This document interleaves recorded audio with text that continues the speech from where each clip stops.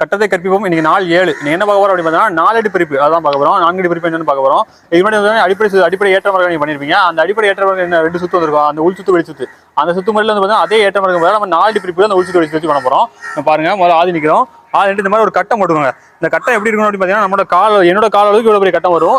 இன்னும் அவங்க காலுக்கு இருக்குன்னா அளவு எடுத்து உங்களோட ஒவ்வொரு காலம் வந்து கட்டத்தோட மையத்தில் இருக்கிற மாதிரி பார்த்துட்டு கட்டம் போட்டுக்கோங்க. இதான் சரியா இருக்கும். சில வந்து கட்டத்தை வந்து ரொம்ப சின்னதாக போட்டு இவ்வளவு கால வச்சுருப்பீங்க. இந்த மாதிரி காலை பிரிப்பீங்க. இந்த மாதிரி பிரிச்சுலாம் பண்ணக்கூடாது. இந்த மாதிரி அகலக்கால வச்சு பயிற்சி பண்ணுறது ரொம்ப சரியானது. இப்போ இருந்து பயிற்சி பண்ண போகிறோம். பாருங்க முன்னாடி ஒழிச்சுட்டு 1 2 பின்னாடி 2 வெளிச்சுட்டு எடுக்கிறோம்.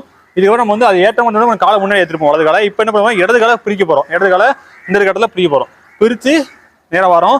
அடுத்த காலத்தில் நிற்கிறோம்.